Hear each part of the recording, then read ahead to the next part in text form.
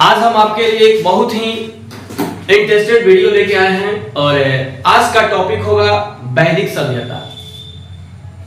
आज हम लोग जानेंगे वैदिक सभ्यता के बारे में कि वैदिक सभ्यता क्या होता है, उसकी पूरी जानकारी हम आपको देंगे। तो आइए हम आपको आगे लेके चलते हैं इस वैदिक सभ्यता के बारे में और जानते हैं कि वैदिक सभ्यता क्या होता है।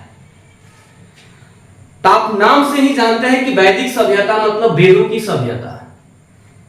तो बताया जाता है कि वैदिक सभ्यता उस सभ्यता को कहा जाता है जिस सभ्यता में जिस समय में वेद की रचना की गई थी, यानी कि जिस समय वेद की रचना की गई उस सभ्यता को वैदिक सभ्यता कहा जाता है, अर्थात वही काल वैदिक काल भी कहलाता है। और ऐसा माना जाता है कि वैदिक सभ्यता का काल जो है वह 1500 ईसा पूर्व से लेकर और 600 ईसा पूर्व तक माना जाता है। वैदिक सभ्यता की काल की अगर बात की जाए तो वैदिक सभ्यता का काल 1500 से लेकर और 600 ईसा पूर्व तक का काल क्या माना जाता है? वैदिक सभ्यता का काल माना जाता है। और यह वैदिक सभ्यता हड़प्पा सभ्यता के बाद आया। जब हड़प्पा सभ्यता का पतन हुआ उसके बाद जो है वैदिक सभ्यता आया।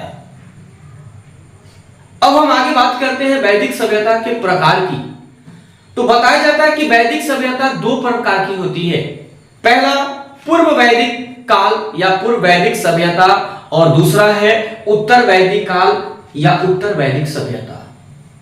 कहता है कि पूर्व वैदिक काल का जो शासन काल जो है वह 1500 ईसा पूर्व से लेकर और 1000 ईसा पूर्व तक का माना जाता है।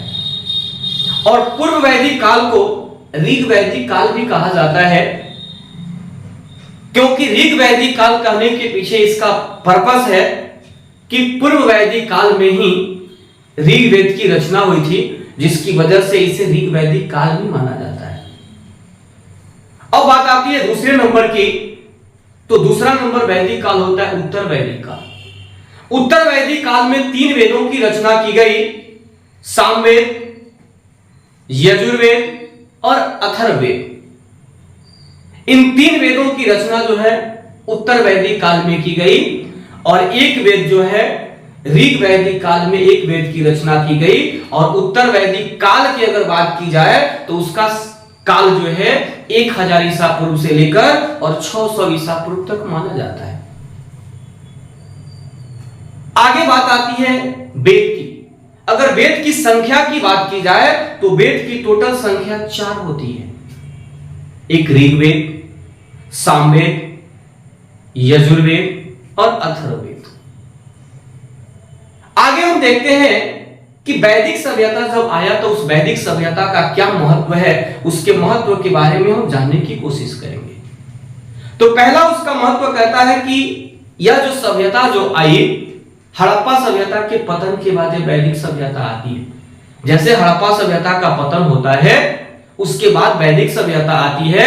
और हड़प्पा सभ्यता जो है वह नगरीय सभ्यता मानी जाती है, लेकिन वैदिक सभ्यता एक जो है वह ग्रामीण सभ्यता मानी जाती है। वैदिक सभ्यता कैसी सभ्यता मानी जाती है? ग्रामीण सभ्यता मानी जाती है।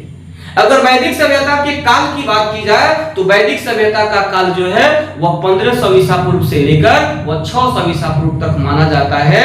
अगर वैदिक सभ्यता के प्रमुख देवता की बात की जाए तो वैदिक सभ्यता के प्रमुख देवता इंद्र माने जाते हैं।